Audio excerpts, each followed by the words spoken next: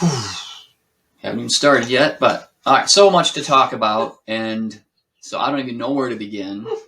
But I mean, who better to listen to than two people that know the most about almost everything? So this is a great. Where are they? Right here. Oh, I was going to research them. We're going to find those people. Yes. No. Oh my goodness. So you wanted to begin. We were talking a little bit about the invasion. The invasion. That's all anybody's talking about. It's foremost on the world's minds right now. If you go on, my granddaughter, or 13-year-old granddaughter, I mean, I didn't see it, but our son reported that she had on Snapchat. Stand with Ukraine. It was Stand with Ukraine. Mm-hmm. Yeah. And I was like, Avery, what are you doing? You're 13. But I mean, she's mimicking what she sees in media and what her friends think, and probably, I don't know, teachers. I don't know. But it just brings up questions. Why? Why is Russia doing this? Why now? You know, why suddenly? Look how close we are to the election. I think the main reason that they did is they started all getting healthier from not having the deadly disease of COVID anymore. Yeah. And so they all were like invigorated to go, what can we do now that we're all feeling good? So well, you know, the brain fog could have lifted because right. I did long COVID produces brain fog and I don't know, sleep disorders. Mm-hmm, and you're really fatigued, I guess. And I'm sure that happens to some people. We were a little bit tired, but I think it was because we hate this weather so much. I'm still tired. Yeah. From I think I was born tired. Yeah. So anyway, we're gonna, I guess, tell our opinions about this war, this invasion, I guess. But oh, and you know why I've been so tired is, you know, how last week I couldn't sleep due to the Canadian truckers. You know, the honking was just I was. Hey, up all we're night. Gonna get more of that though. That's another topic of discussion. But this week now that Russia has infiltrated the Ukraine, now I'm back to no sleep. Yeah. Well, so what's next week? I don't know. Are those truckers even going to get any attention paid to them? Interestingly enough, I received this really cool link from one of my Facebook friends, and it's by Richard T. Raley, Railey, and he has the same perspective on all this stuff as I do.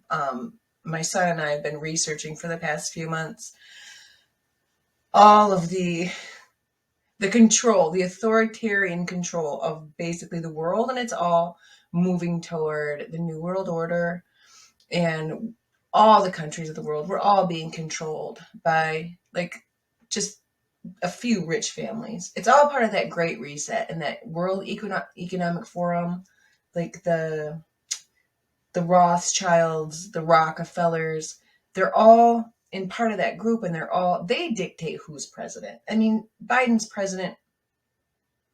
Come on. Even if people voted for him because they just couldn't stand Trump, really? He got more votes than Obama. Right? Mm-hmm. Oh, I know. So that makes that's like the most racist country ever, then, isn't it? Yeah. I didn't think about that. Yeah. But yeah. I think that's another sleeping issue with me. Yeah. So anyway, listen to this guy. I forwarded it to some of my Facebook friends. I don't have that many Facebook friends, but I did send it to a select few. But that Richard T. Bailey, he was spot on, like everything that Brody and I have been researching lately with the Great Reset and the whole, I mean, they're all part of this, what's called the cabal. And another great thing that you have to watch, it is the best thing I think I've watched to date, was that The Fall of the Cabal, Life, what's it, The Fall, it was by Janet Osterband or whatever. You have to find it on DuckDuckGo. You can't find it. It's been banned from YouTube. Well, you have to go on BitChute. BitChute is like a smaller version of YouTube. But you can't go to Google and find it, I don't think. Can you? No, I don't know. I don't know if I tried doing it on Google. I couldn't find it. I had to go on DuckDuckGo, and it's what's the world, the REM song? The End of the World as We Know It. Mm-hmm. And The Fall of the Cabal by Janet Osterband or whatever. It's amazing. But it talks about all of this, the Great Reset, the people who are really pulling strings. You think you're voting for your president, but you're not. I mean, I'm not telling you not to vote. Don't be saying No, that there's some sort vote. of election fraud. No, don't say that. You can't say that. I'm saying I didn't don't say the insinuate words. it. You're saying the words. I didn't say the words. You can say election fraud. You just can't say there was election fraud. I don't know if that's true, but we'll see if this gets on YouTube. I mean, you can say monkey boy, but you just can't say that Fauci's a monkey boy. Don't say No, Fauci. you can say that. You just can't say what that refers to. Okay. You're scaring me. I know. Thank God for Rumble. Cutting edge. Yeah, thank God for Rumble. Very cutting edge. The thing is, to get it on Rumble, we have to go to church. Our church starts at 10:50, and then right after the service, we have to go to the library. I don't know if they want to hear the entire story. Well, I want people to know why this whole this whole enterprise is a catastrophe. Right. Why the videos aren't just uploading constantly. Yeah. We would be doing it constantly. Yeah, we'd have a video every day. You know how much I have to say? I've been called a conspiracy theorist by everybody, basically. And it's like, no, really, if you think about it, what happened to COVID? Everything's coming true. The science has changed suddenly. They're lifting all the mandates. Interesting. Why? That's what I wanted to say. So we're talking about, and I'm not going to talk about the deadly disease of COVID. We all know it's killed over 1 billion people now somewhere. Yeah. And I mean, and how many babies died in the womb that we never even knew about? No, or they never even, no. You don't know any of that. That could be billions or trillions. Yeah, it could be trillions of babies. But the whole thing about, everyone always says, ask your doctor. Oh, yeah. Ask your doctor. Well, I noticed that I was just doing, I do research all the time too, of course, because I'm up all night. Your brain can't rest. I can't rest from all of these issues. Yeah.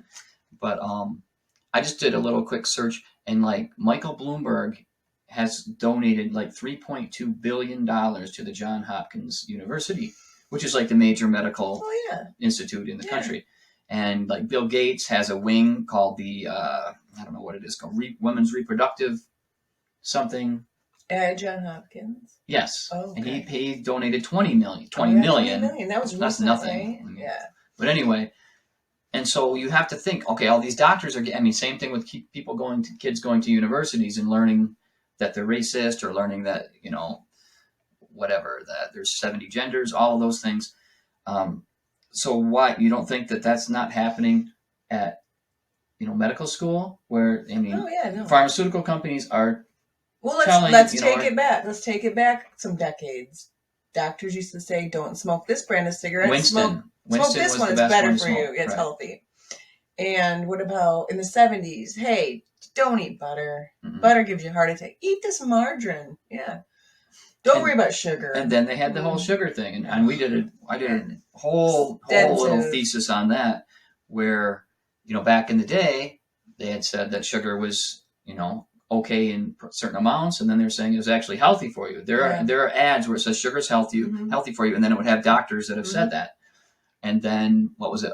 Michelle Obama, back when the first lady always has to have a cause. A cause, and hers, it started out as no sweets and exercise, or had they tried to change, revamp schools, revamp school lunch programs. Yeah, she wanted to get rid of sugar. She wanted to get rid of pop out of schools, and then like a month later, it completely did a 180, and it was just about stay fit. That's where and the sugar thing was gone, and that was 60. Coca-Cola and all of these companies, all these cereal companies, Kellogg's and all of them. They shut it down. I'm sure, I don't know how, they didn't really say what had happened. Well, but see, that's the one thing. People will acknowledge that corporations run the world. But who's really running those corporations? It's like, do you see what I'm saying? Oh, yeah, for sure. I mean, the Great Reset's coming, and I've said this in prior podcasts. It's coming. The One World Order's coming, one world currency. That's what they're aiming for. The Great Reset's coming. You will own nothing and you will be happy. I promise you that's coming. Metaverse, which you told me I was going to put the gel pod in. Yeah, it's going to be a gel pod. I'm going to dive in. I'm diving into the pod. No, I'm not. I will be waiting with my AR-15 when somebody tries to get me in the gel, because I would rather die.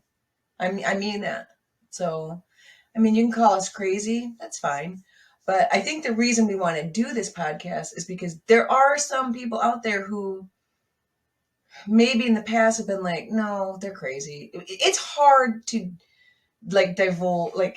digest, I guess, information that goes against your worldview or makes you uncomfortable. Who doesn't want to be comfortable? I want to be comfortable. I want to have a life that's easy and to hang out with the chickens and the goats and the kids and just. But no, it's so funny that I said that in that order. I didn't mean that. I meant hang out with the kids. Yes. Okay, I didn't mean that. And have everything be, sunny days and play yard games. But that's not what's coming. I mean, what's coming, you got to get ready for it. I just don't want people to ignore warnings. Heed the warnings. You're going to be hungry. Well, that's not necessarily true. If you just keep acquiescing and letting them take your freedom, if you like authoritarian rule, maybe people like it. Maybe people want all the government to tell them what to do, what to think. Well, you don't understand, though. Once you're in the jail pod, you understand this. Now, listen, maybe not you, not me, but most people, when you get in the jail pod, you have everything you need. Are you going in the jail pod? You own nothing.